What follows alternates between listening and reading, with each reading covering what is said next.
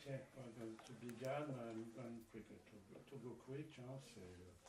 We made this seminar because for our research group, we also have a civic role in developing the knowledge of those involved in the movement, trends and in other ones. What are we going today? Exchange information. And this seminar, this meeting, is going to be a source about interior research.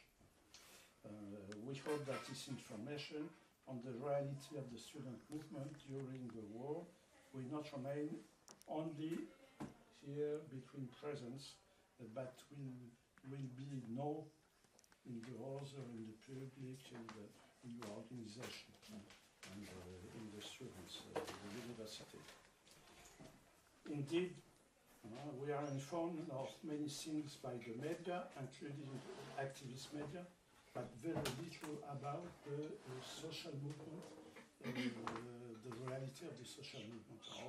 Is very important because people in France, even the activists, don't know. They know the war, the geopolitical problems, but not the life, the struggles of unions, about the whole student strike. We want to go later to have information from Ukraine, of course, but also what about the university and students in Russia, in Belarus, in Serbia, in Poland, in Czechoslovakia. It is important to have this kind of information here and even between the organization involved in the East Europe. We will discuss this further during our conference in November the 13th and 14th. We are going to have at the afternoon of the 14th table ronde, a workshop about international, and we hope you are going to be here by Zoom, and we have also other participants, maybe Serbia, Japanese. Yes, it's confirmed. You are going to have the program. Julie from the Germe and Quentin, if he's not here, are organizing very well this conference. And my co-president, Joanna Kasapi, can't come today. He's in a meeting in her school. So maybe we are going to make a presentation, and after, I think, answer questions, answer on each other. You are free. Hi, I'm Lola. I'm part of FAGE. It's like the Federation of Student Association in France, in different universities, like 20 universities in France. And so it's like 2,000 associations in our federation. Hi, nice to meet you. My name is Antoine Duwa. I'm from FAGE too, and I'm in charge of international relations and politics. So I am Mouhammad. I'm from UNEF. So UNEF is the oldest student union in France. So it's the Union Nationale des Étudiants de France. So National Student Union of France, and I was in charge of international also. So glad to meet you. Hello, I'm Katya Gritseva. I'm part of student union in Ukraine, Priama Diia, which is also kind of like federation of the different small unions in the local universities. But we are like more and officially like a student movement. We unite people all over Ukraine, and we're trying to create the local unions in different universities. And also artist, and I work in left-wing journal Commons as an artist. And in Priama Diia, I also this year responsible for international relations. My name is Maria Sokolova. I'm also part of the Direct Action Union, and I'm editor of the same journal, so we are a colleague. I'm not charged anything in the Direct Action, actually. But also I'm a researcher. I study like a public worker and also court system. That's all. Hello, nice to meet you. I'm Georges Terrier. I'm the president of an association called UNEF, which means former members of the UNEF and French movements. So I'm very interested to participate to this meeting with people coming from Ukraine. Hi, I'm Julie Testi. I work on student volunteering and urban education at Sergi University. Hi, I'm Lucie, so I'm the Federal Secretary of Solidaires étudiants. So Solidaires étudiants is a federation, we have 29 student union and we are a member of the trade union Solidaires. So already met you, but... And I'm Cleden, I'm the co-secretary of the local Solidaires étudiants in Rennes, Brittany, and we're part of this class struggle federation, and we're aiming to make links and connections in terms of international solidarity, also within our interprofessional union Solidaires, which is part of the Labor Solidarity International Network, which has sent a few solidarity missions in Ukraine, as well as they are preparing links and campaigns for other countries as well. So I not present me, you know.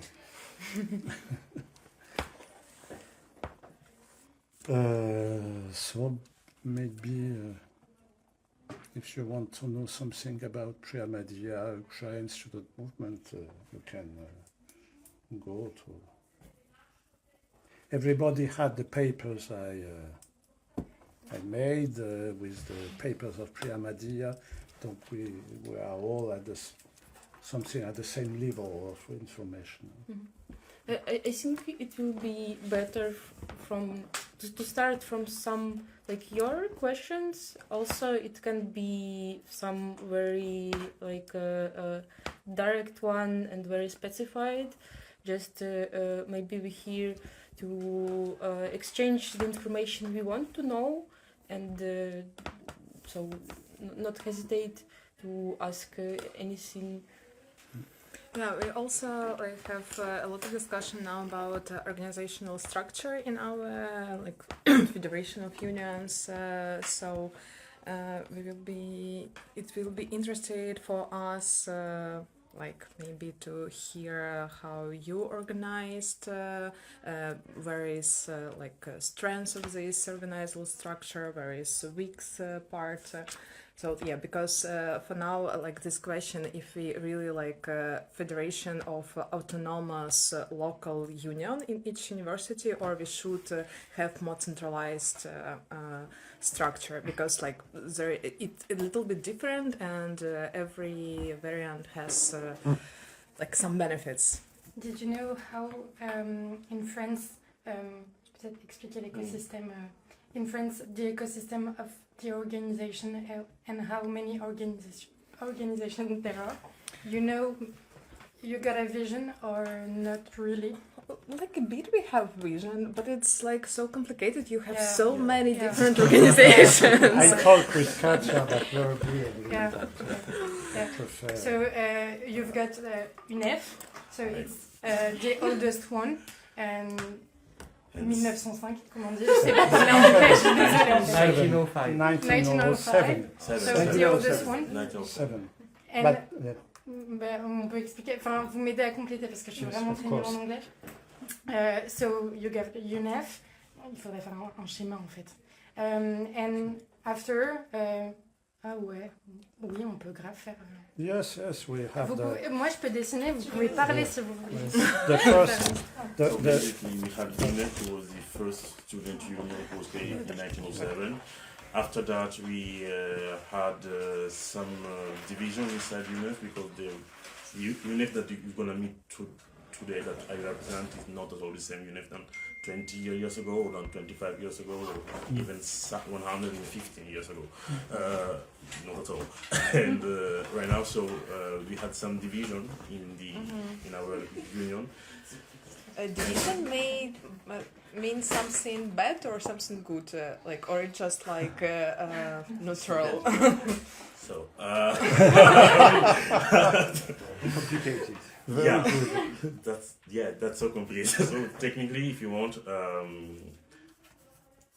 comment dire, UNEF today we can say that our union is independent by other political party or something like that, but in the history, it doesn't true that all the union were independent and that UNEF too during a part of our story were independent. But Socialist parts, UNEF, before. Since depuis quand vous êtes plus rattaché au Parti socialiste, ouais. officiellement? Oui. Officiellement, jamais. Jamais, on n'a jamais We dit. want to make all the history of the Yes. student union because Yes. maybe it will be very long. Yes. Maybe we can just talk about the student union now that Yes. exists now as Yes. here in this I, room. just for resume, the first association of students were in the towns, AGE, Association Générale d'Étudiants, in each town, since the first was in Nancy, 1876. In 1907, was the foundation of the UNEF, who federates some of these associations after all. And more than 1 century of life, also between the two wars, scission, recomposition like today. And today we have here 3 organizations around the table, and another one who is important, the student union, Union étudiante, the student union. Bon. So, and in France, the system freedom of create association and student association, and you can present for the election in the social works, for the restaurants, in the university councils, and at the national level you have national representation recognized the organization which have one elected in the national council. So you are now 3 representatives recognized. Solidaires étudiants is very active but has not the legal representativity.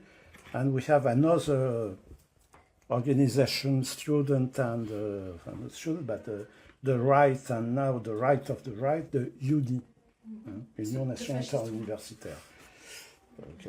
Enfin, fasciste, voilà. Voilà. Si on peut le dire.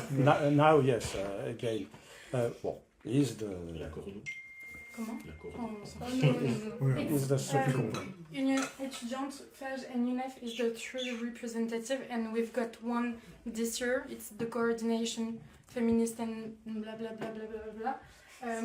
It's the new one who is representative in France. So the representativity is based on election, national election, and we've got like comment on dit 3000? Students who votes for the national representative. The number of students voting in this election is very low. Yeah, very low. It's like senatorial election in France. So yes, but it was never very high. Only 68, 69 years. But you know. Maybe to explain the political position, so UNEF was before part or linked to the Socialist Party, so it is the left not far left, we can say. FAGE is an organization that says that they are no political, they make no politics. It's not really not politics. It's important for us, but we are like independent and associative federation. It's like based on social innovation, and we make politics, but independent. Not party. Yeah. Solidaires, we are a student union of struggle, so we don't are in the election. So it's why we don't go to the important election. It's why we are not representative, because we don't believe in this election. We believe in struggle, just in struggle. Maybe just to specify, because when you see UNEF socialist today, UNEF is not at all socialist, like the Socialist Party today and UNEF is bref. And you've got the union students, it's like comment on dit, il y a quoi comme La similaire? France, Mélenchon. No, but they understand. You know Mélenchon? It's like Mélenchon. And we've got uni, it's like the far right way. The far right. Yeah. So that's all. And we've got a lot of session in our organization. Not Solidaires and not FAGE, but UNEF. And union student, a lot of movements, and some people who got this way and this way, and other organizations. So it's like I've so many made it reasons. three. so many reasons. Maybe we also should explain like what is the situation now in Ukraine, and why do we create our union. So after the Soviet Union, we had as a heritage a lot of yellow unions in all the universities. It's obligatory to have a union in university of students and workers, but the sense of unionism was really lost. So these official unions in university, they mostly doing some administrative work to help the administration. Yes. Yes, sir. I just have a question just to be clear. Yes. It's mandatory in university to have a union for the university, or it's mandatory for each student to be in a union? No, it's mandatory to university. Like it's not mandatory, but in Soviet Union it was like you should be part of the union as a student. University. Yeah. No, but universities they can't decide some decisions without having the union a consent. Like in law, and also like they organize events, and it's not like a struggle at all. Sometimes it can be some personal initiatives which will be more social, but like the most of the unions in the universities, they are like really not effective, and usually they not really talk to the students and not really represent them. There is also many cases when the head of the union was, for example, the person who finished the university and who just have some salary. Also we have a lot of youth right-wingers organizations which not presented in university. But a lot of young people, they are going to these organizations, and they're like far right. We have Ukrainian Students for Freedom, which are the Ukrainian organization for students who are like Ayn Rand and who are kind of anarcho-capitalists.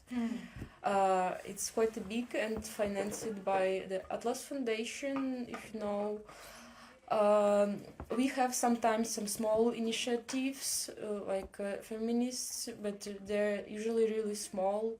And for example, we find one 2 years ago of Kiev,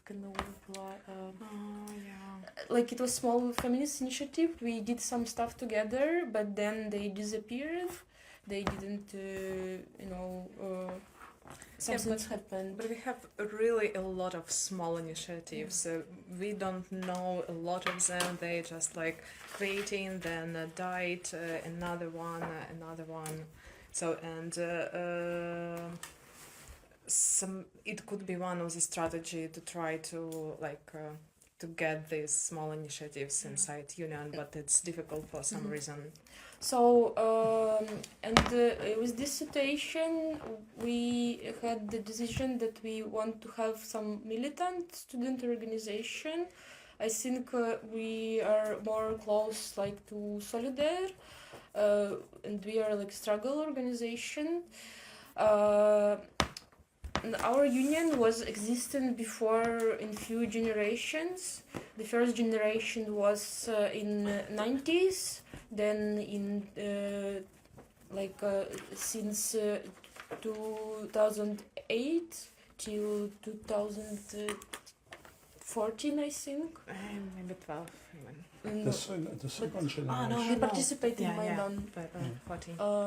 And then it was very small generation in 16, 17, and all of them were disappearing. Because people who were part of them, they were students, then they're finished, then they was participating in organization while there wasn't students, and they lose the connections, and they didn't organize the transition. So our generation, we started this in 2023 in February. So we quite a new organization. We had 4 members in the beginning, and now we are approximately 200 all over Ukraine if we count all the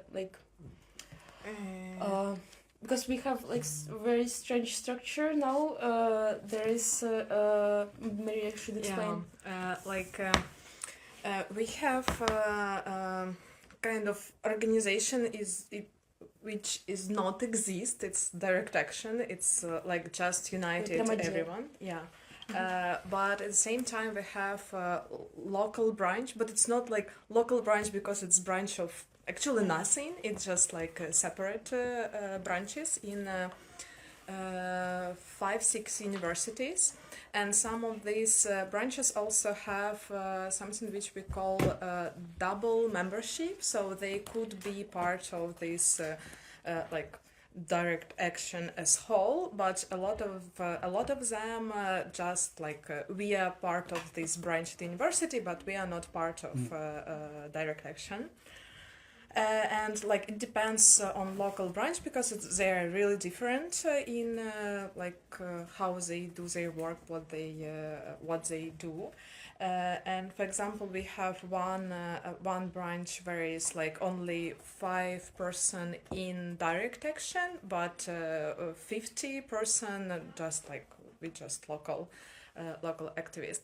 And also in some branches we have a lot of we call them sympathizers, because direct action is quite a scandalized label for some universities, because it's anarchist or communist or whatever, we just should hate them. Yeah, so for example, in my university we have small local branches 15%, but we have much more sympathizers who are not associated with us, but could help or do something. And also one of the not problem but situation, we have a lot of people who studied at the university where we still not have local branch. And we discuss a lot of a lot about this and don't find solution? Because as I understood, like your union have branches everywhere in the university, so it's much easier in some sense. It's most complicated because the union étudiantes, union students, they have the same kind of problem, but also the FAGE or other. You have officially everybody is in the UNEF, in the FAGE, in reality you have a lot of students who are involved in the local action, and only a few people, in general the bureau, the office or the responsible, are involved in the national life. And the union students, by example, they have not Congress. They have meetings, administration council, composed by the association, the local association, a lack of dichotomy between the national and the local. It's very different between our organization, yes. I think, because at FAGE we don't have like an individual adhesion to the organization. National like student, it's not student who got an adhesion to the federation. It's association who got part of the administration council. Okay. And so the students make some initiative in our association in the university, and after the association say that's problem student or other problem for students, and after the association say the same thing in the federation, and after national intervention to the government. And je sais pas comment ça fonctionne chez vous, mais it's like well, our federal way of working is maybe more political because there are individual adhesions to local unions of Solidaires. What is adhesion? To be involved. Getting into the union. Membership. Yes, membership, exactly. Thank you. Thank you so much. And 3 times a year we have federal encounters where we discuss political subjects and take orientations, and we are governing ourselves in what we call self-management or autogestion, which means there is no hierarchy. There is only a division of tasks which is led by the idea of imperative mandates. So this is why, for example, when you had discussions 2 years ago about the links between our organizations, it did not get into a concrete alliance easily in the first place, because there were debates within the federation between the ones who were likely to organize with Priama Diia, such as our activists from Sorbonne, and others that were reluctant to send weapons to Ukraine, for example, because they had another vision of anti-imperialism. And there is a strong political debate within the organization. But you have to know that things are changing. The International Commission of Solidaires, which I'm now the responsible, is going to have a concrete project of solidarity. We have links with Turkish activists, with activists from Kashmir, from Japan, from Belgium, and we are aiming to get every organization that is against imperialism, against war, against neoliberalism, patriarchy, and so on, to get in touch. So that's why I had a question about Universities at War, which had its meeting during the spring of 2024. How it's going, Universities at War, how it is governed, who administrates it today, and what do you envision for the next steps of its development? So the Universities at War, it's the network that was created between our Polish comrades from Inicjatywa Pracownicza. It's also the Union Federation, but they have their youth structure, and they mostly active in the student field now. Also Officina della Formazione, which is the small group from Italy, from Bologna. And then some different other organizations, they joined this network. For example, this year we had the summit in Bologna, which was our third summit. And in this meeting was presented the Serbian students, the one person who are from Hong Kong, but he studied in Prague, but he was able to share about Hong Kong situation.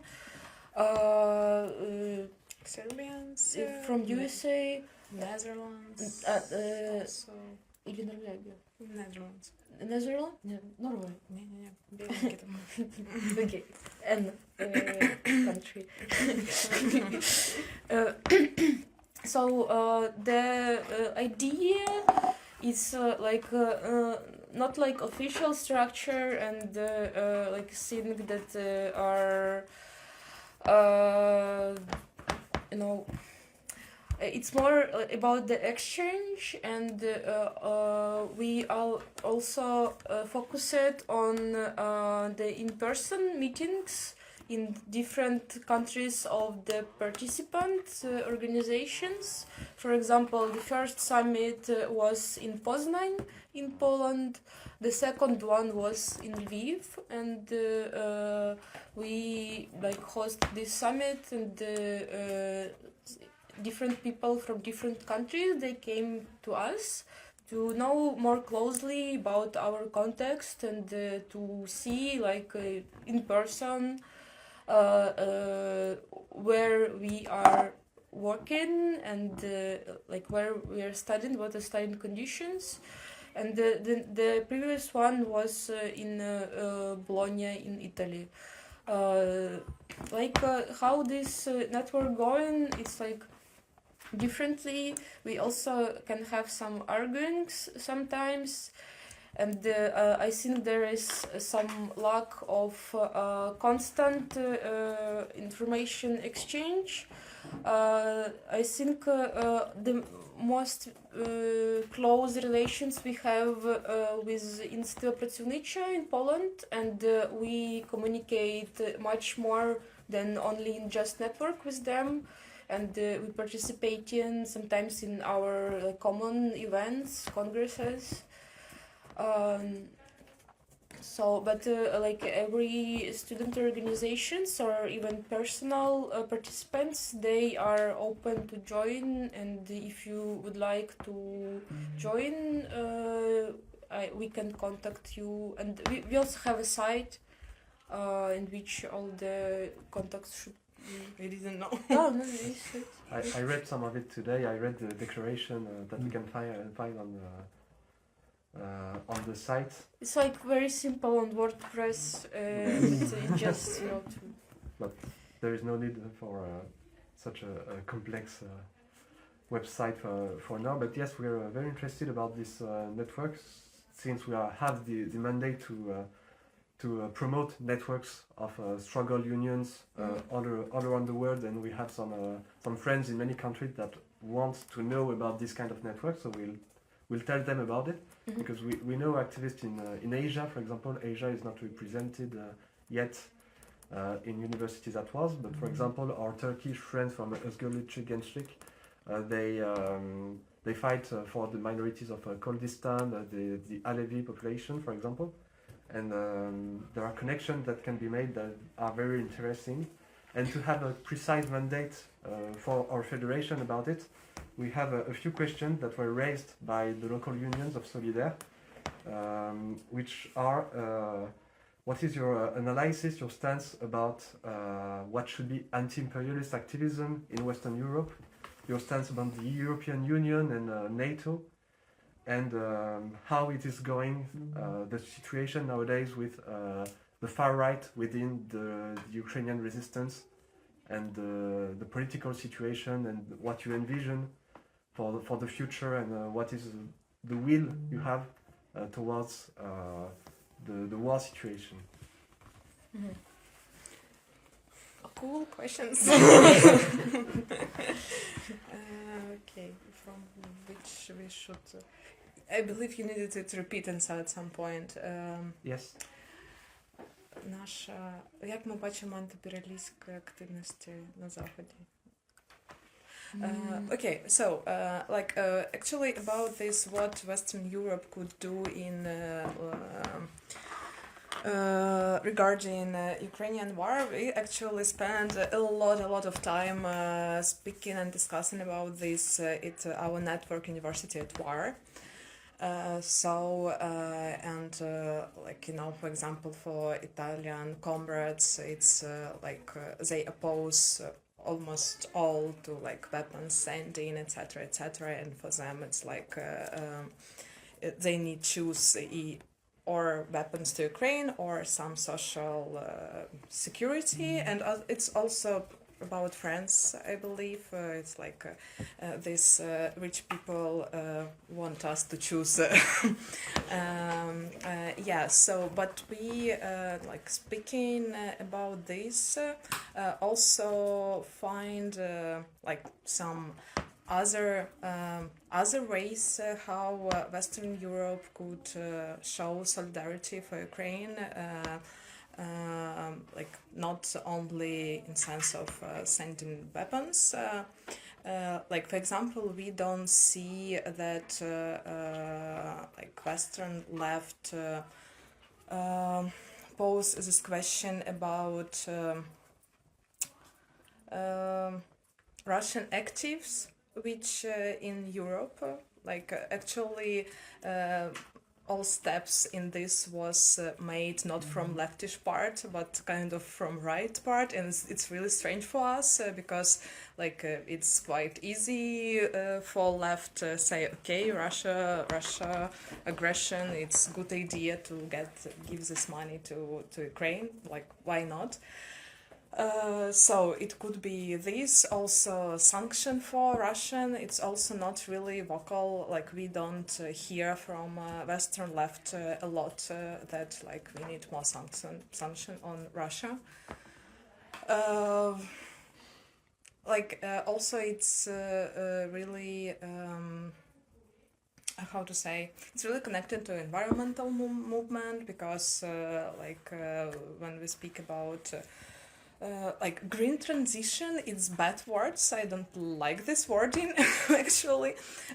But when we speak about Russia, it's always about resources, not a green one. So any environmental activity could have also this anti-imperialistic part, which also shows solidarity for us. Yeah, and also Ukraine now being every day bombed, it's really damaged by the missiles in natural thing, soil, animals, everything in nature are super damaged and a lot of animals dying, and nobody noticing this, nobody speaking this. So, to stop Russia, it's also to stop this nature destruction. And also come back to economic sanction a little bit.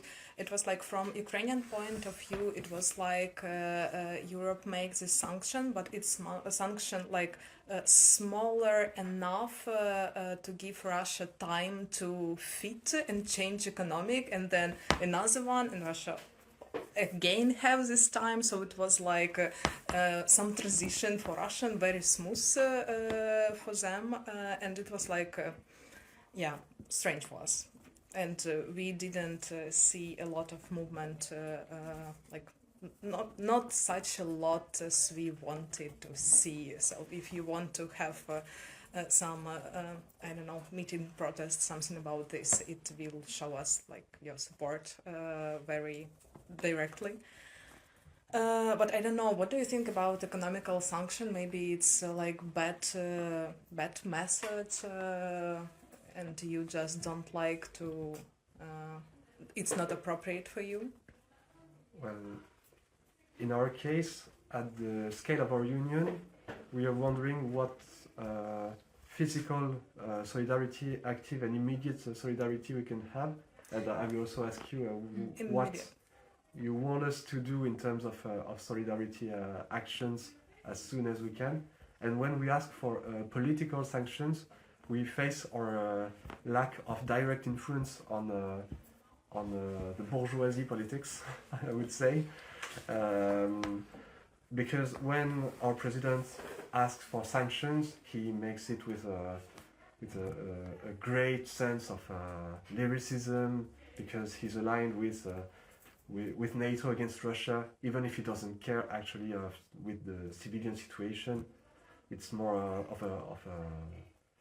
of cynism, and it's difficult for us to have a counter message to say we need more sanctions, while the politicians, even on the right wing, say we have done everything we could do, even if it's not always true, or if we should work on other forms of sanctions. In the discourse, they made everything, but if we dig a little, there is much more to do. It makes me think of what Erdogan, for example, says about Palestine.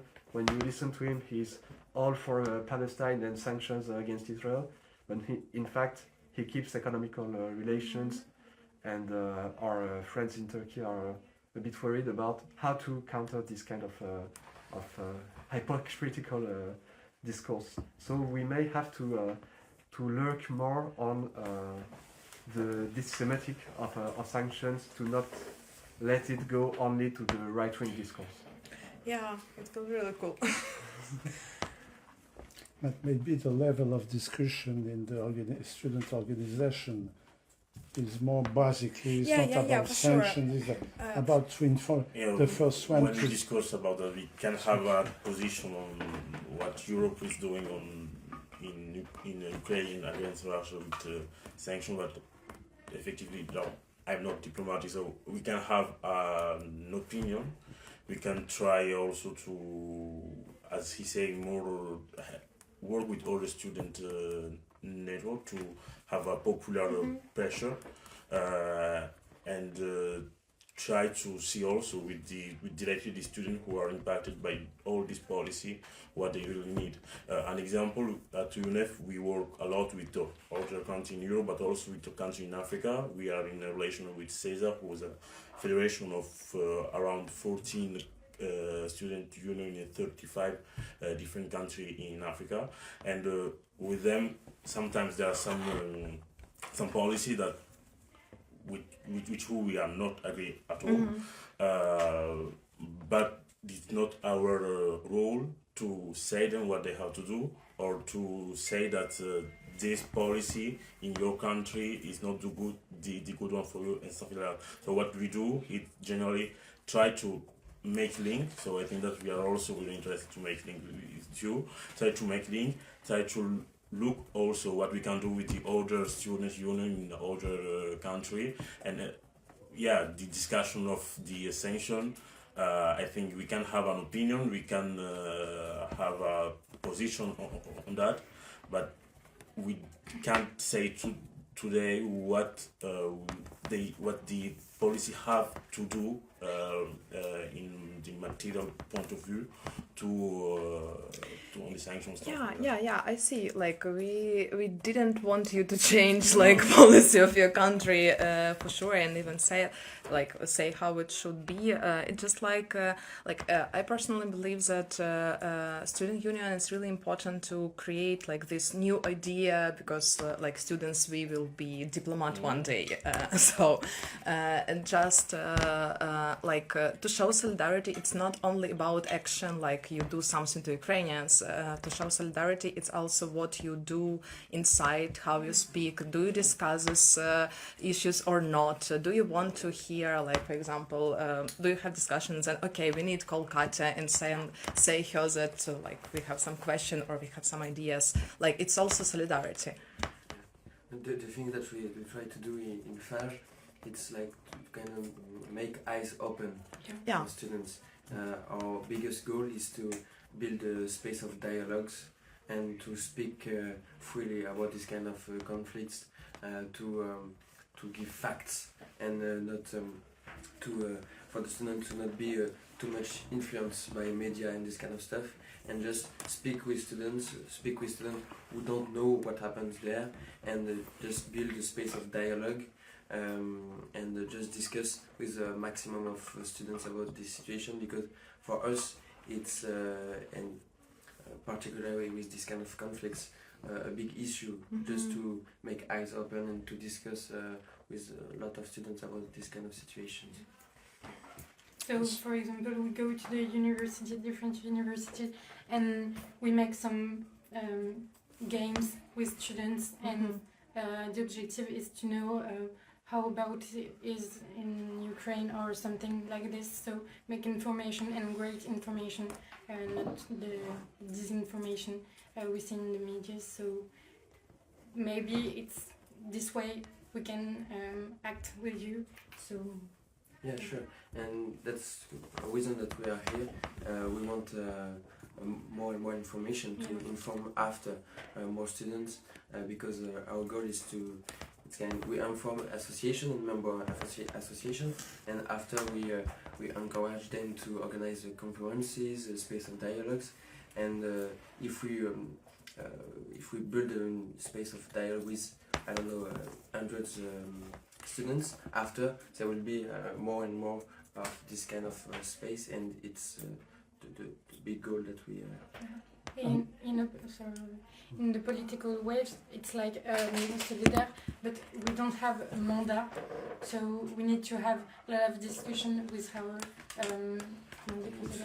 administration, to know if we position like this or like this. So we need information and better know, and after we can, in a political way, say to the government, no, like this, or Yeah, I want to also, maybe you can discuss or make actions about, because I've seen the problem in the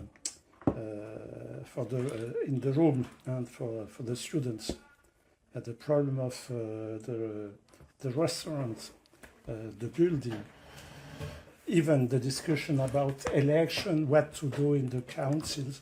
I know you had also this kind of discussion, and I think it will be a very interesting one we tell together.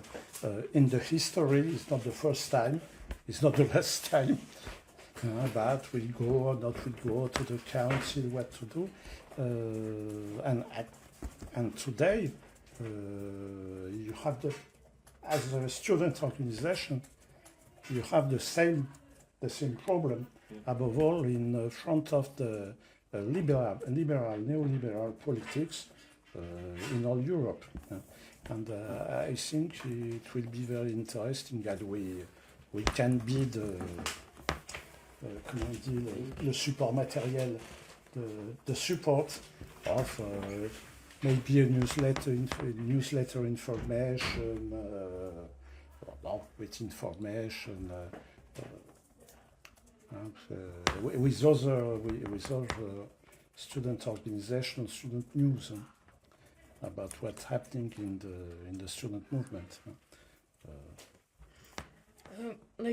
Usually when I talking with different organization and they asking how they can support us, I like Maria, I think start from like more wider perspective and start to like speak about everything, like possible things in not very direct. Just introduction. Yeah, it was like just introduction. But usually, like with the same, with the student organizations, we would like to have like meetings like that and to exchange the informations, and also when we are in constant contact, we can make some solidarity actions. For example, when the in Cité they had occupational strike in Warsaw. We sent to them the letter and some photos of our activists in different cities in Ukraine supporting their strike in Warsaw, and it's also kind of influencing the perception of the people that even from Ukraine people support this, or in Ukraine even people from France support our some local actions. And usually it's like if you're in direct contact you can make it very quickly and spread the information more. So for example, this kind of direct action fast action can be to just spread the information what is happening in Ukraine. We since 2023 we already had a lot of campaigns and a lot of protests. This year everybody noticed the anti-corruption protest in July, but nobody really noticed what we were doing in Kyiv Academy of Arts this spring. And for our organization and for the students, it was really inspiring actions. Рассказать больше? Okay. Because Maria was more involved, she is in Kyiv, and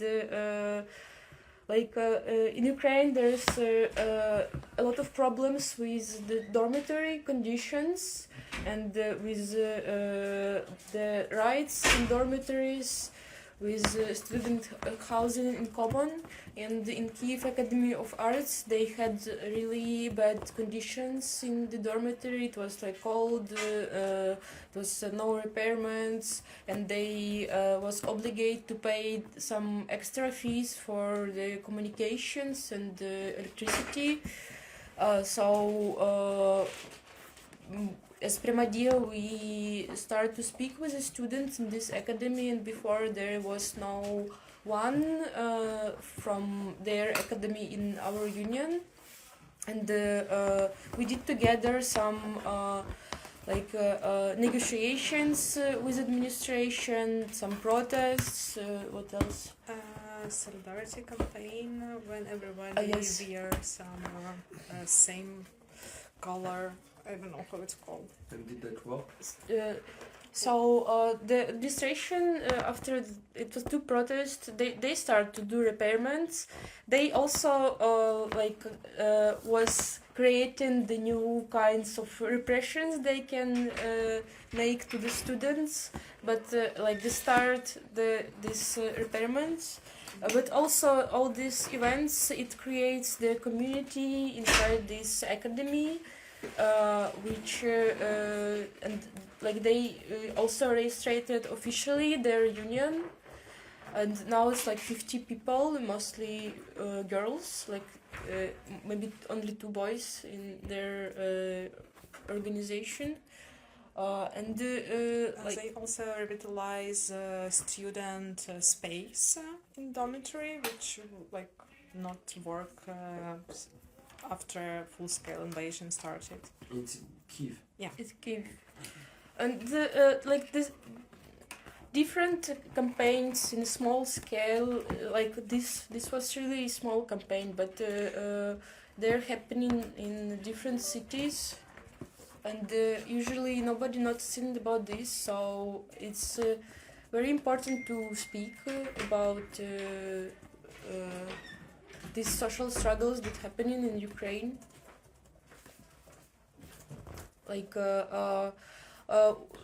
We also the part of our imperialist position is that we think that Ukraine can right to resist, and we support our comrades who in army.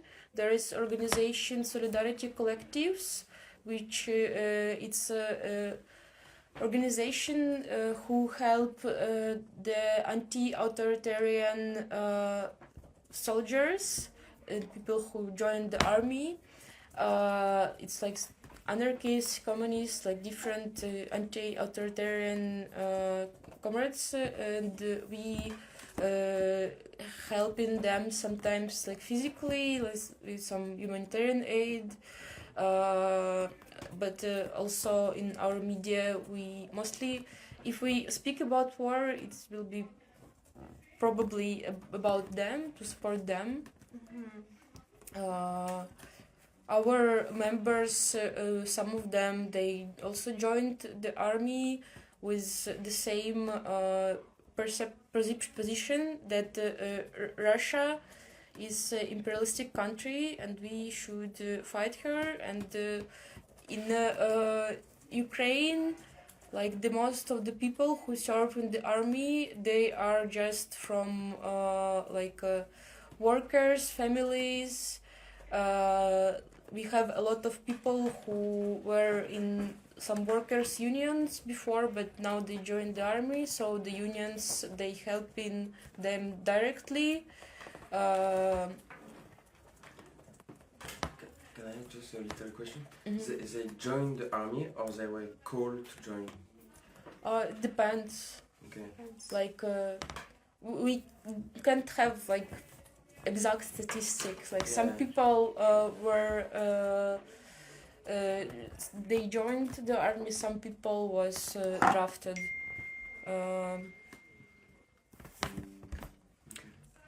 Also, come to Ukraine is also good solidarity activity, like because it's like better to see, to speak, and then come back and say something. Yeah, sure. Yeah, and also it's I don't know. It's like because it's really difficult to travel now from Ukraine. It's like I travel 27 hours with like trains.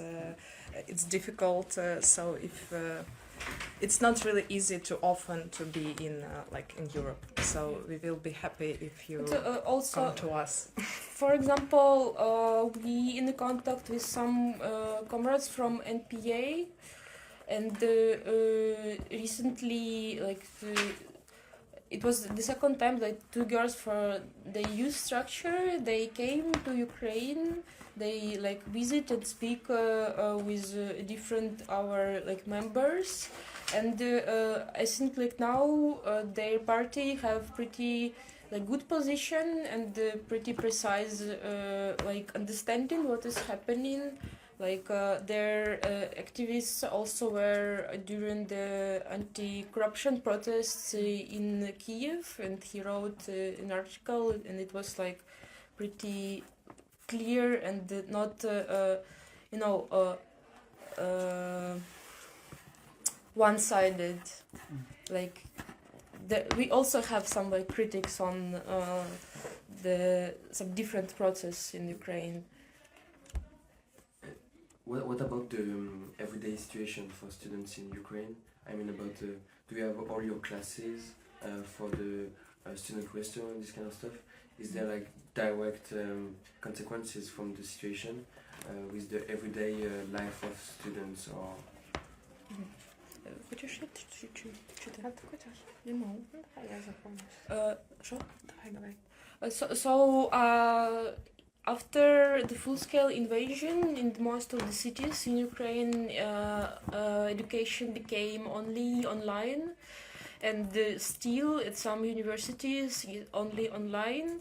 Also, a lot of universities from the territories that was occupied or destroyed, now they're in exile, so they don't have physical place anymore and they can function only online. Sometimes they use the parts of other universities to have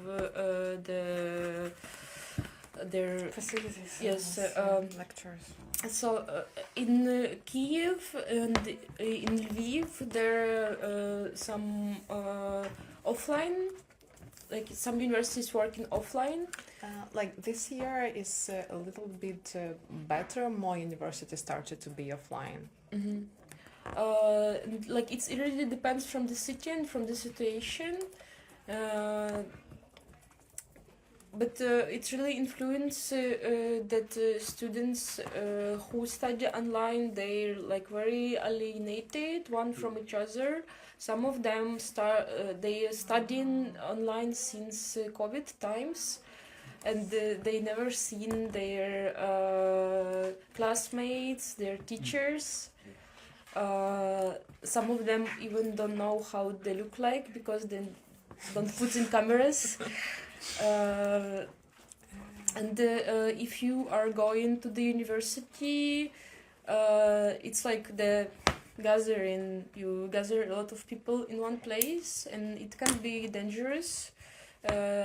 All the universities who work offline, they should have shelters, because for example in Kiev they have bombings like almost every day, and it can be in any time, and you should be able to hide fastly.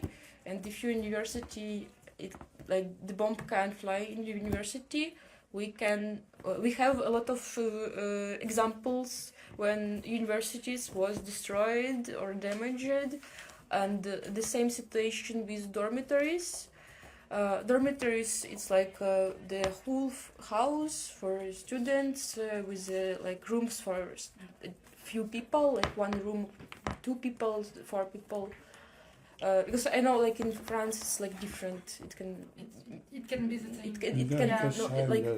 It can mean really different things. Yeah. But and we have very usually very bad post-Soviet dormitories, which didn't had repairments. Like some of them in some universities can be good, but in the most of cases is just used surviving in these dormitories, fighting with cockroaches. Like cockroaches, it's really typical situation for the dormitory in Ukraine. Like also mice, some like different bugs that can bite you. It's for example, my dormitory in Kharkiv, I studied in Kharkiv, was just like the most awful squad, but with the rules like in prison. So there was like a lot of for what's to struggle, but now we can't live in this dormitory because war started and the administration didn't want to have response if some bomb will fall in our dormitory, so they just evict us. And like the situation is really different. You still pay for that? No, I not. I mean, not you, but like students in dorms, they pay to be there? Like in the dormitories they live. Yeah. Yes, they pay, and it's a really low price. It's like 20 euros per month. Yes. How much? 20 euros. But we have like 100, like 100. No. We have like 50 euros per month stipendium, like scholarship. And scholarship in Ukraine there is like not a fully free education.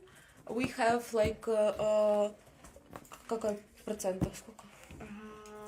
40% it's like free education, and 60% pay or all amount of money, or like biggest part of their. C'est ce qu'on appelle les places budgétaires.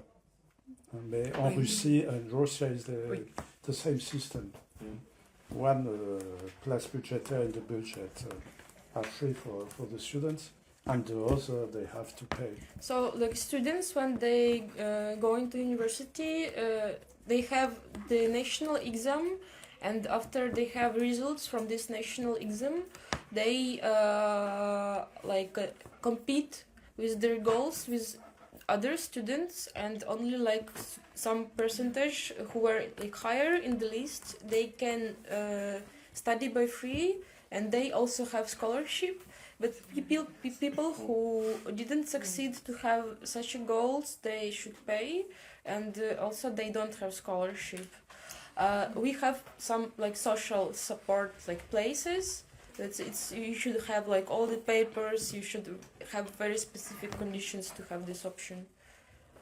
So did you know how is the percentage of students who have a scholarship not on the results but on the social condition of this? 46. I don't know, but it's not a lot. Okay. Yeah, it's now a little bigger because we have like internal person who come from occupied. Internal refugees. Yeah, internal refugees. But like we could see and. But it's not. It's a really low number. I believe it's like, but it's not because they don't have right to have this money, this social scholarship, but because it's really difficult to gather all documents to prove. It is interesting the question of fees because you have quite the same system between Russia and Ukraine. But now in Ukraine, the university are encouraged to have more students' fee. In Russia, is the contrary, because it is the autonomy of universities. University who have not money in Russia, they make a lot of fees to pay to have money, and the central power limit, reduce the autonomy of university. I have seen that the last year. And, Et ça, c'est en Russie? Ouais.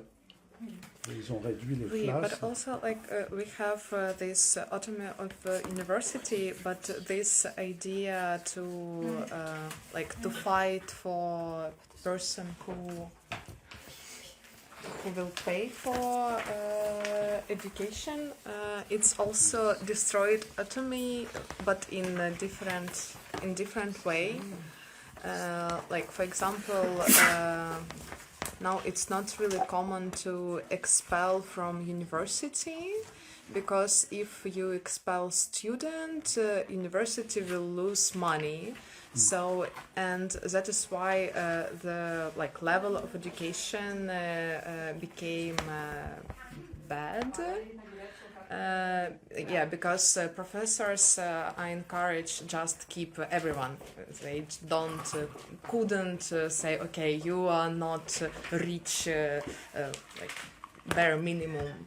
They just couldn't do it. And it's really bad situation for student motivation also, because like it's like we could say it could be like more about cooperation inside, like there is no need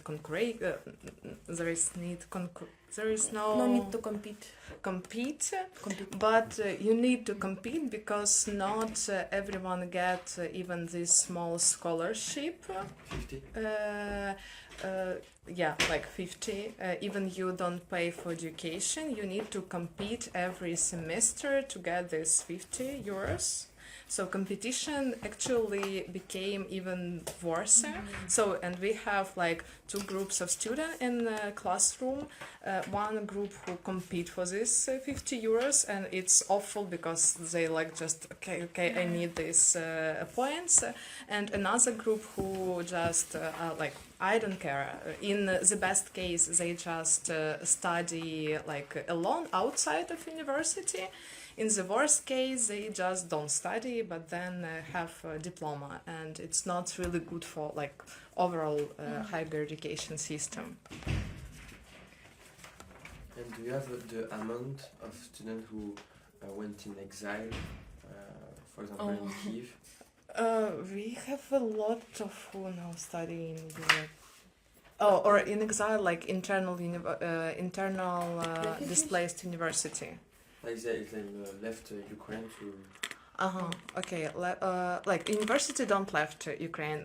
Katya meant that there is like, for example, State University of Mariupol, and Mariupol now occupied. So all university came to Kiev, like kind. Like the people who survived in Mariupol, and the people who also like the administration, they don't like have really the place, but and they start to also employ some teachers online who wasn't in this university, but like the structure of university it's kind of like moved because now the city is occupied and it's impossible to have anything like any Ukrainian education in this city. So that's why they supposed to move. And we also have Tavrisky Universitet, which is relocated. It's maybe more good word for this is relocated, not exiled. They was relocated from Crimea, but it was like in after 2014 when Crimea was occupied. Yeah, but I believe there is like 15, 20 universities like this. Like Yeah. they are occupied, so they move our administration in Kiev, right? Okay. Not only in Kiev, but like in a more safe place. Yeah, It was the same in France in 1940. The Strasbourg University go to Clermont-Ferrand. Ouais. The same. C'est pour ça qu'il y a une commémoration tous les ans. Ouais. So you say Obech, sorry. So we don't know. Like we don't know exactly. We will look at and also you're interested about students who are abroad, yes? Okay. So okay, we will. Perfect, thanks. So, for example, like the most of Donbas region, Donetsk Oblast, Lugansk region, some of like parts of Kharkiv region, like Kherson region, like they were like occupied, and we don't speak in about Crimea, which was occupied in 2014. Like in all these cities, we had universities in this region in most biggest cities, and all these universities they are like can't function as they were before. But also like under occupation, like life is really going other way than it was before. Do you want to make small break? Yeah, we would like to. You have your last congress with I know the question of the structure. If you can tell us what happened, what you want the result of the congress. So every year we have a congress where all the people from different branches participate, and we have the main decisions about how we will act this year. So like the main decision body and is the Congress of our union. The previous one, and it's every summer. So the previous one, we decided that we want to have some structure. Before we were like kinda not really like organized in the structure, and in the beginning it was okay because it was not much of us, but then we start to grow. Like before the first one, it was something like 50 people in our union. Then it was like 100. Now we're like 200 something. And the previous one, we decided that we will have such a structure that we have different coordination groups. That we elect which coordination groups we will have every year. It can change. We have some stable groups like media. Like we can't remove media. We should have it. Legal group. Also the group that will work on people who join the union, like to make the interviews with people who want to join the union, like to speak with them. It's important also because we have a lot of attention from right-winger groups and from like the previous year we started to also have some attention from special services of Ukrainian government, and then they want to investigate us to know everything. So we should really think about our safety, and the people who want to join us should check everything about them to have if we have some questions, some impersonal meetings before they will join the union. Also in different local unions they can decide about participants of their members by themselves, but in the cities where we don't have the already organized groups, there's like this central body that check the people. We also had some like malls from like right-winger groups, like some girl joined, for example, in Kiev our union, and then it appears that she was small from right-winger organization, and she was sending them some information. So we some people came to the gathering and stole our flag and said like that they will beat us or something like that. So that's why we have this committee as a permanent one. Also we have different committees, like anti-discriminational one, which works against the discrimination of like students, like gender discrimination, small like national groups discrimination. This year we also have international committee, and before we hadn't this as a like official committee. We also have this year the new committee of как это перевести, протестов. Grassroots, like tactics development committee. And this was a new committee which we created just now. Which one? We have also committee of internal contacts, like in Ukraine, between different organizations, to keep the contact with different organizations in Ukraine and not lose it. So every year we elect these committees, and we elect one coordinator of the committee and one step coordinator. Coordinators, they should just coordinate these committees. They don't have much power, but also they united in the coordinational stab, and there is like every coordinator from every group are presented, and sometimes they can make urgent decisions, but it's only urgent decisions. Before we had like votings for all the union, but it's really hard to organize. So now they can make these urgent decisions, but all the small decisions are they are make this in the local level, local university union. So also, why do we have coordinator and step coordinator? So if coordinator will lost somewhere or will quit the union, we will have a person who already know how this committee works and know everything about this. There's also some person who you always can ask what is happening in this direction.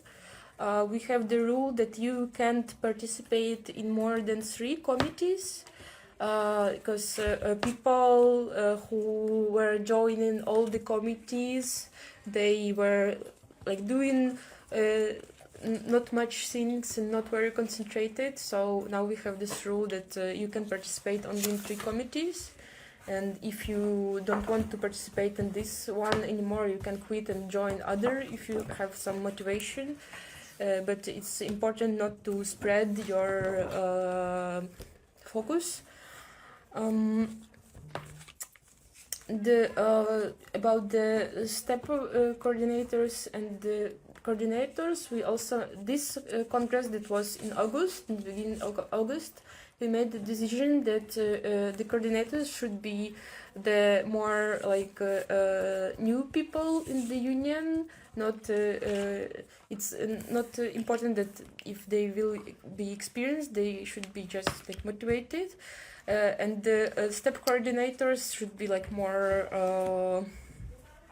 experienced ones, so they can assist these new people and learn them how to organize this committee more effective. For example, in the international committee, I am the step coordinator. Like I'm older and I was doing more things in this direction before. And the girl who our coordinator, she is like 16 or 15. So, but she already very active, and also she participated in different international events. She studied French. So I'm helping her to navigate, and that's why also we made this decision that we think really about the transition between generations. A lot of people, they who came in the first years of existing of the union, they will end their studies soon, and it's important for us to organize the transition between generations and to educate more the people who just joined or joined like a year ago. So after we will quit the student union, they wouldn't be lost, and the organization wouldn't stop to exist. Like we seen the previous generation that they just disappeared because they didn't work much about this transition. I have a dumb question, but you just say that the government always keep an eye on your organization, but does your organization as a legal entity or not? So, like, we are trying to act in only legally, in legal sphere. I mean, just we don't do in anything illegal because we don't want to be under the danger, and also there is no need to doing something illegal. I mean, do you have like legal statutes? We have several legal entities. Okay. Like, because as I said, we have branches who have a legal entity, but direct action as like something as more as national. federation, it's still like not exist officially, Okay. but we can act even like without this.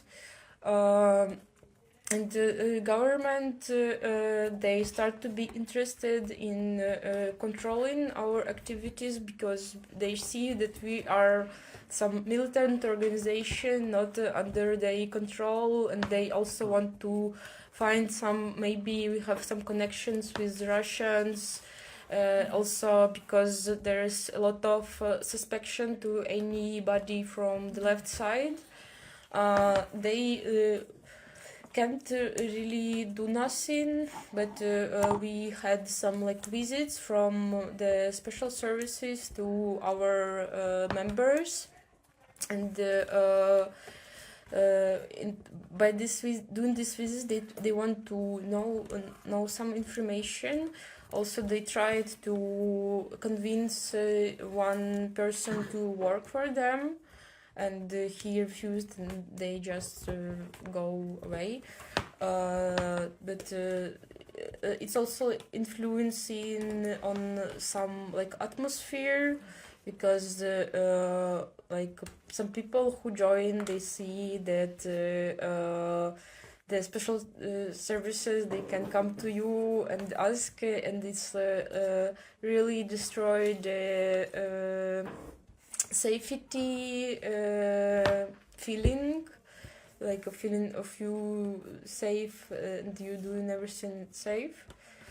Yeah, but we tried, like first it was like several years ago when special service came, we try not to spread this information a lot inside Union, but it was the previous year. Yeah, the previous year, but this year we decided another strategy, so we are really open with our members that, special services, now keep eye on us. And we also had some like special workshops how to talk with this like structure, how to talk with police, to not be lost because they can make you think that you should tell them all this information, but in the fact you have the right to not say anything.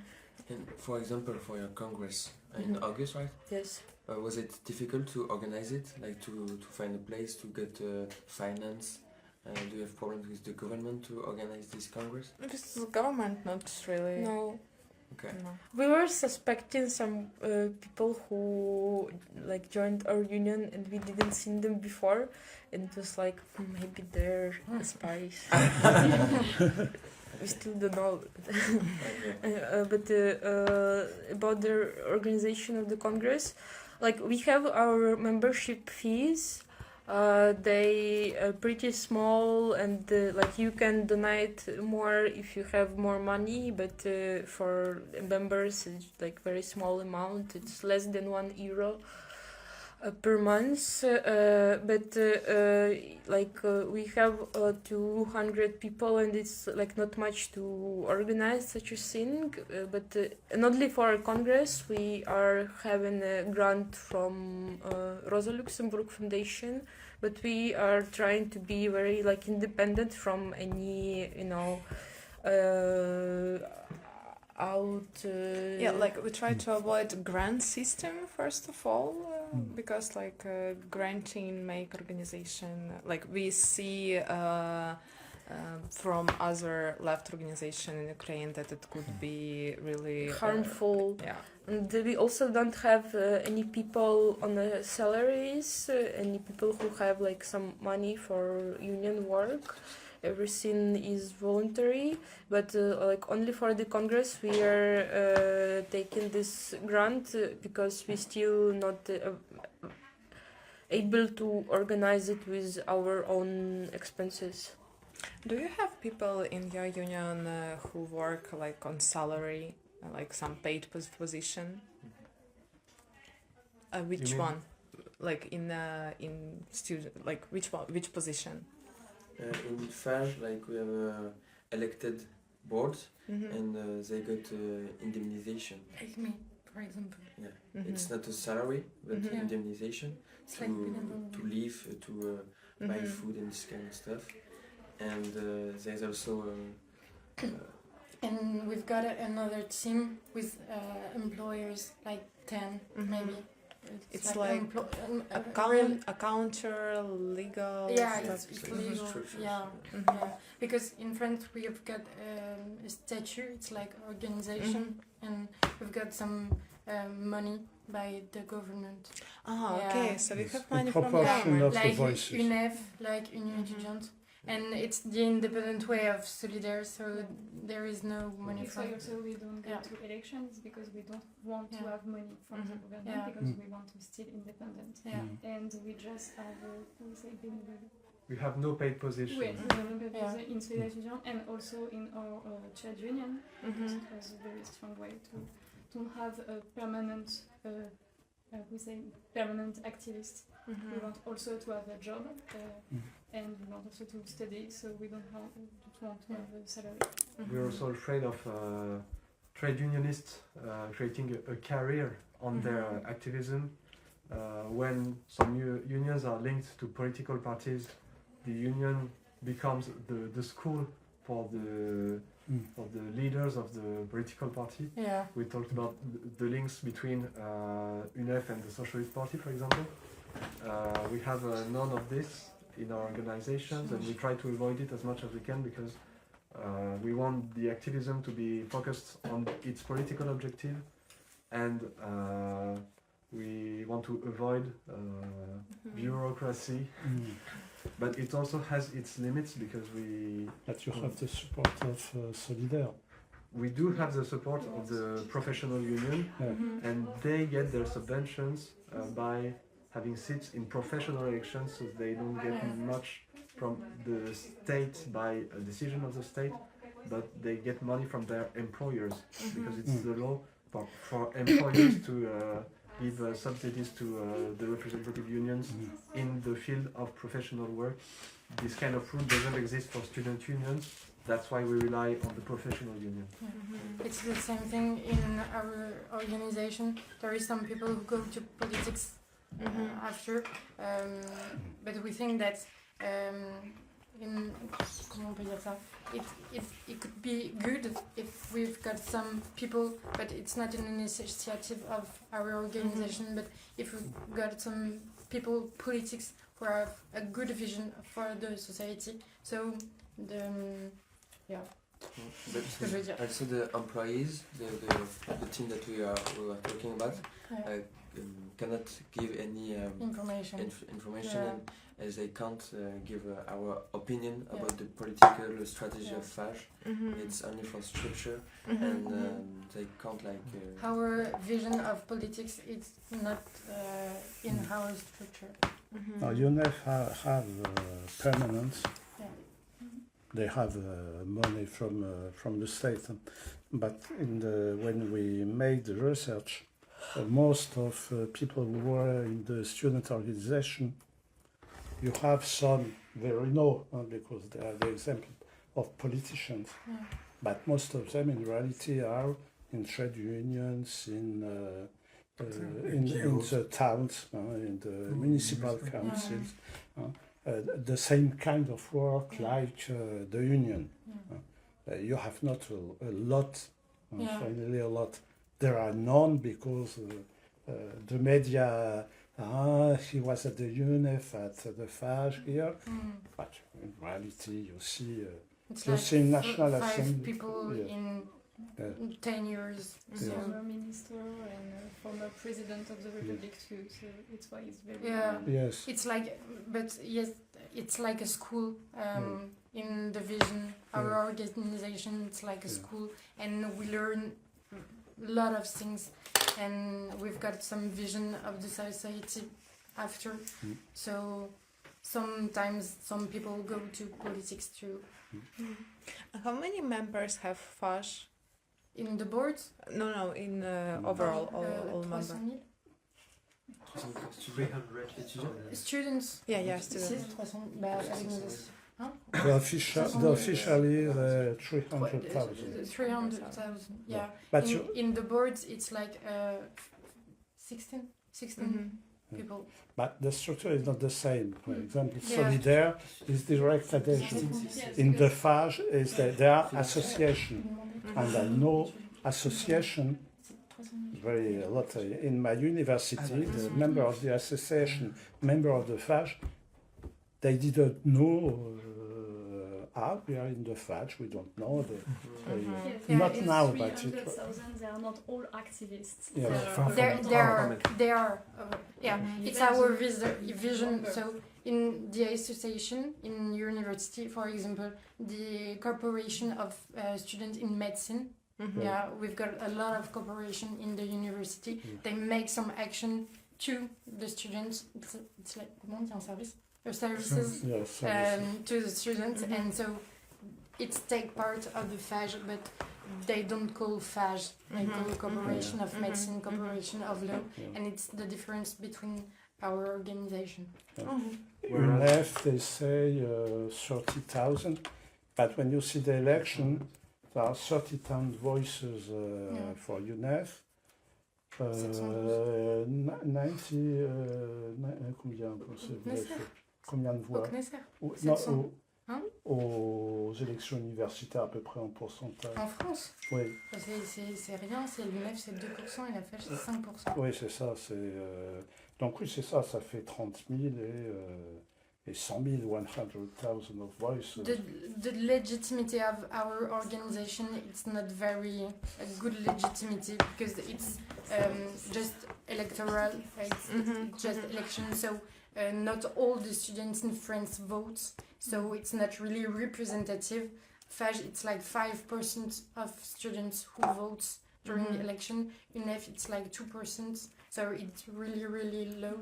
But maybe I think it will be good to have the representative way, maybe with election, but also with social utility or implementation in your university, to have a very legitimate and representative way. For example, we are less than 1,000 in Solidaires étudiants, but they're all activists, and we are present in 29 cities. So we are the most important student union if we compare to the member of the city. For example, the student union, they are 24 now, and we are 29. So we are the student union most important in the country, in fact. But we have, of course, less activists than the other. But all our activists are activists, in fact. So they fight in struggle. So it's a different way if you want to go to a cooperative of medicine, for example, of if you want to go to the strike. Or It's not the methods. Methods. It's not the same. It's the difference between our organization. So we don't have the same way to fight against something. So it's complementary, I think. Aussi. Mais vraiment, je pense vraiment. I think it's very complementary to have different methods to fight against something. We believe in projects. Yeah.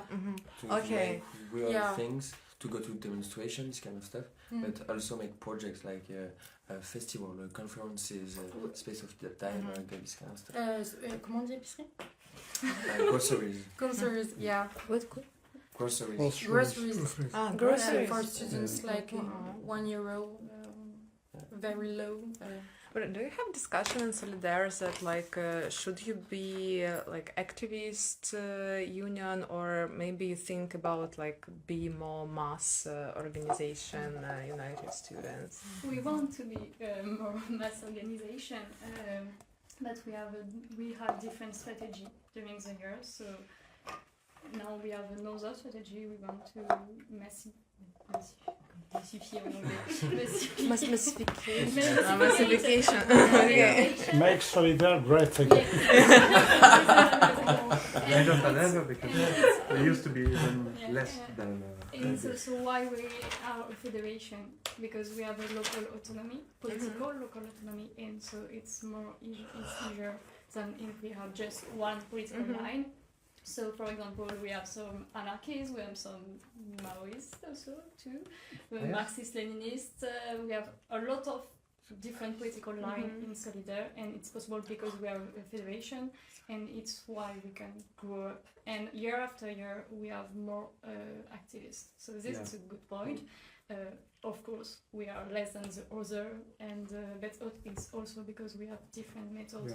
Practicing So your federation, UNEF is not federation. No, it's like classical. It's a union in the statutes. You have autonomy of the. But it's of like the assemblies. federation. I know. I wrote these statutes in 45 years ago. It's the only. But it's not respected. But it's the only article who stay. Yeah, it's supposed to be a federation. Yeah, we've got a problem in France also. It's a question. Students in Ukraine, it's like workers or not? Not workers? No. But yes. Yes. Like There is So a for the paper or that in say students are workers. Okay, I know. Like I mean, not really, but it can it could be calculated as worker stage. When you will go to pension, but it's ты можешь включить обучение в свой стаж. but like other stuff from this, like other benefits, not Like really. in law, we Yeah, have in law. some like think about student unions. Yeah. Like it's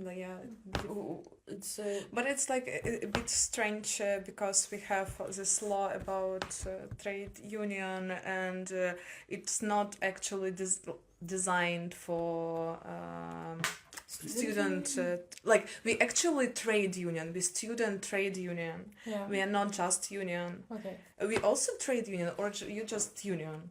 Does it make any difference for you? No, It's in the same. in the law in France, the union, in the union or trade unions, the same thing is only for professional Profession. Okay. workers. Because we don't hire yeah. workers to the law. Yeah. And Okay. students are considered as inactive Yeah. Yes, and that's something we want to change in law, because, in the law. like, our unions, whether it be Solidaires, FAGE, UNEF, or anything, are just considered a classical association, Yeah. a mainstream Okay, yeah. association, which works like any kind of association, foundation, and whatever Yeah. may be. We don't have the rights and the specific functions of a professional union. That's why it's so singular for Solidaires to have a student branch, because our status is unique within Solidaires. We don't have the same rights and opportunities to grow. But we ask for a change of status, not only for unions, for student unions, but also for students in general. We want to be recognized as workers, information, soon to be workers, so we can have the same right as workers, such as salary, social protection, all the specificities of the legal status that comes with the fact of being a worker. And this is what is at stake is autonomy, because the French system acts like as if students were still children, depending on the money of their parents, which creates strong social inequalities when it comes to access to studies. And that's why we talk about a student salary rather than a student scholarship or Yeah, it's But great. that has been a demand from student union, especially from UNEF, which is the one existing since 1945. I believe that it's actually a 46, really good point 46, where 46. we can create some solidarity with our trade union, because we really trade union. We have it's wrote in our document statute. We have separate law which not designed for student trade union, but still there is some stuff.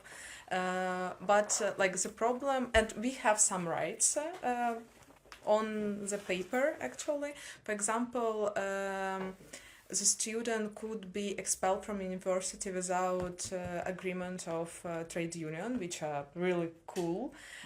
But the problem is that we don't have, because we have only yellow union students one.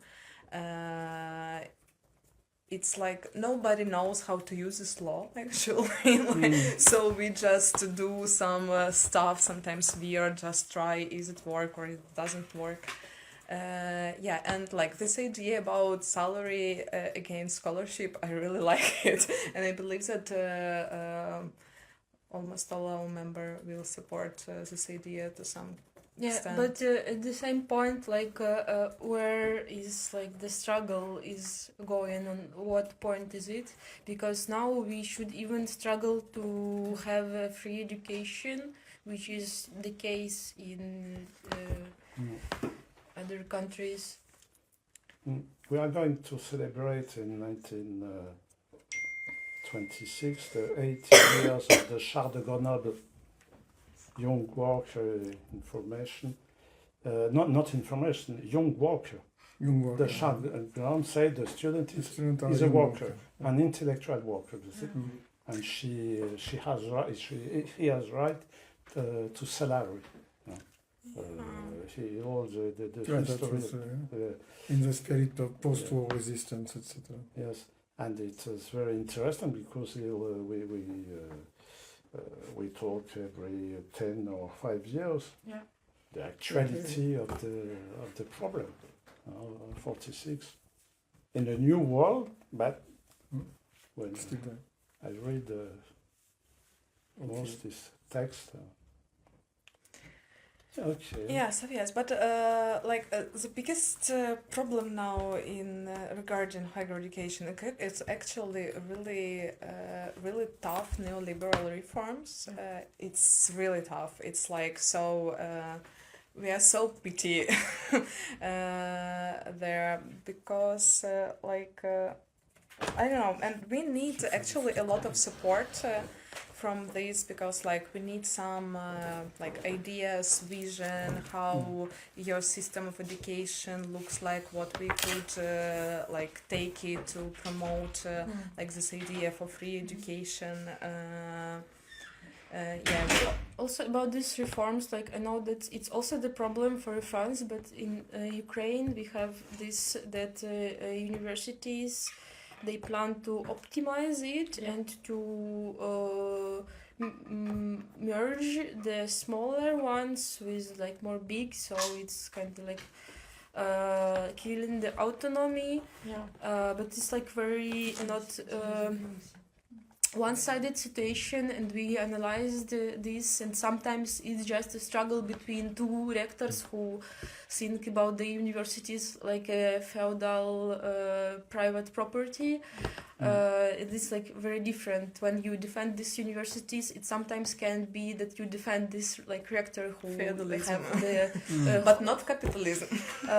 But for example, Ukrainian Printing Academy, they was under the danger of merging with one big university in Lviv, and we helped them to organize the protest. It's postponed the situation. It was the protest was frozen, but then they were again under the danger of merging with other one big university in Lviv.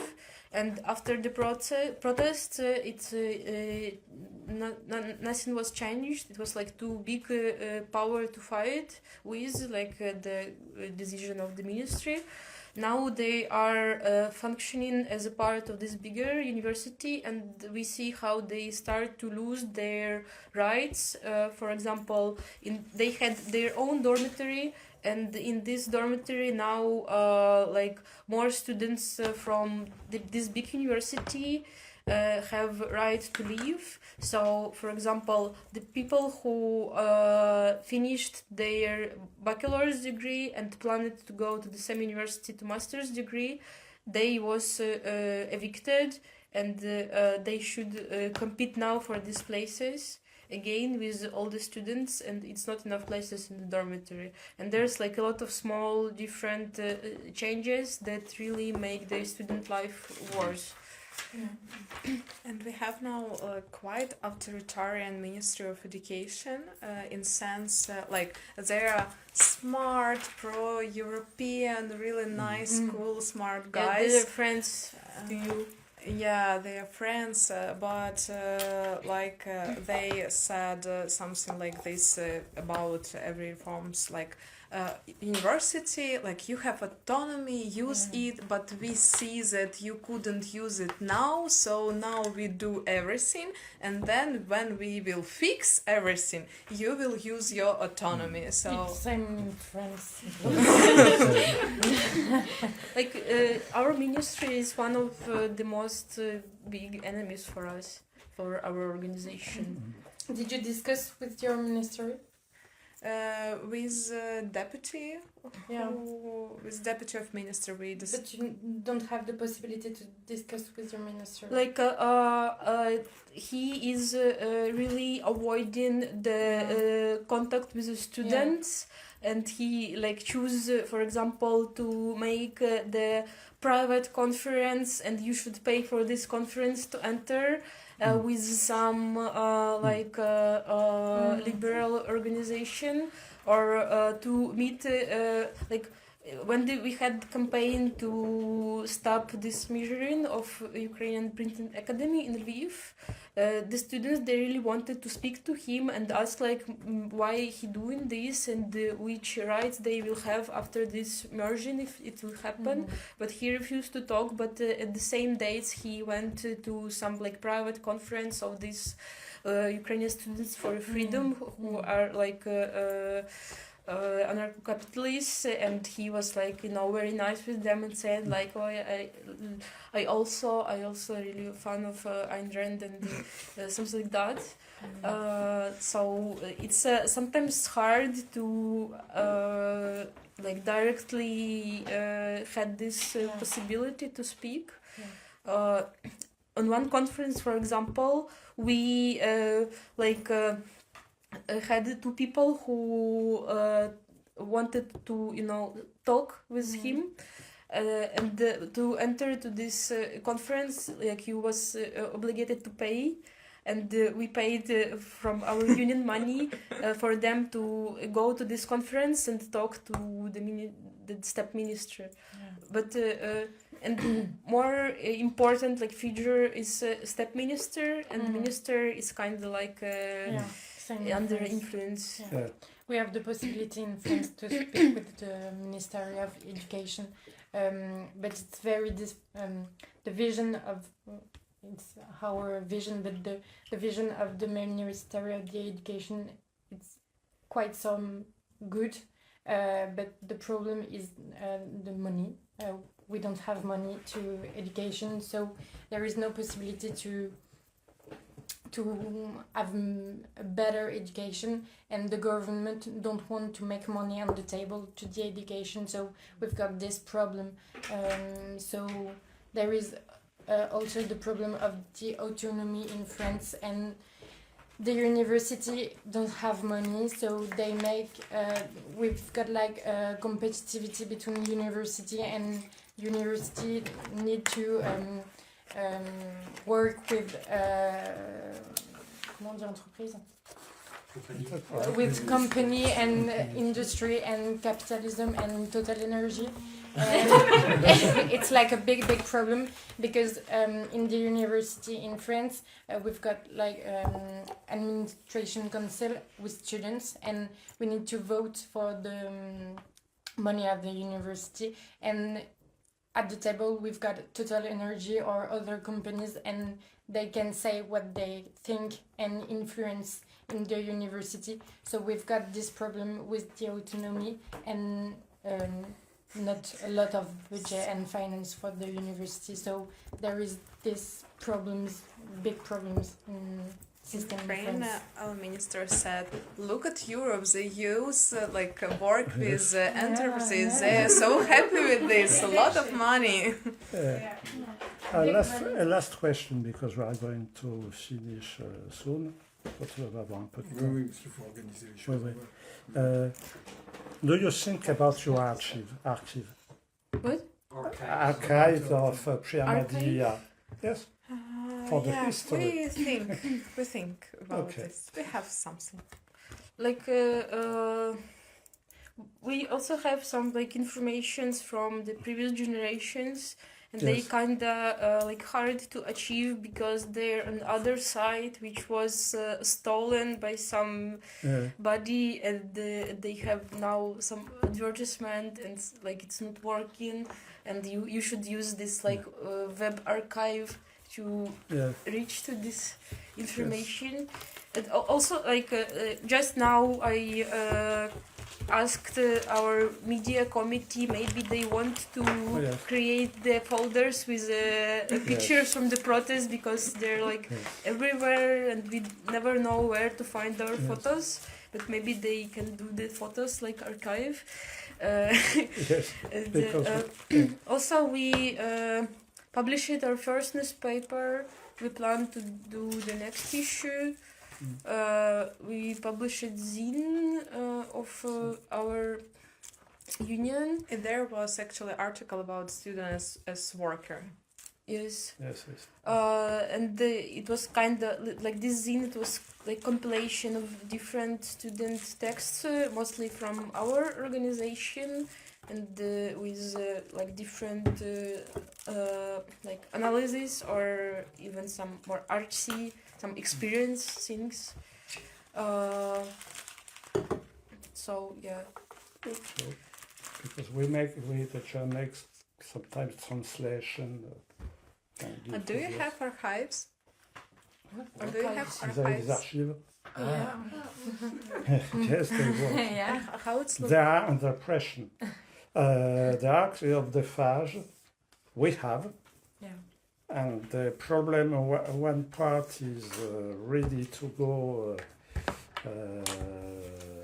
to the National Archive in France. But there is a lot, UNEF, the second half of archive of FAGE, and another. And the problem is money, because we have no money specifically, and there's the problem of ministry, and it's We've ridiculous. got some, but Yes, and we have. and we need to use modern or cameras. Yes. It's more easier. Example, we make video for some student congress. Yeah. Like how Camille in filmed the September. FAGE last year. Yeah. This year it depends if he Yeah, wants. Camille, come. Le congrès FAGE. We have September. some congrès of Solidaires, of the UNEF also. Okay, we will do it. Yeah. We need some pressure also. Yeah. Okay. Thank you. Thanks a lot. Thank you. It was interesting. 2 years and a half to arrive at this meeting. I'm very glad. Yeah. It's Robi.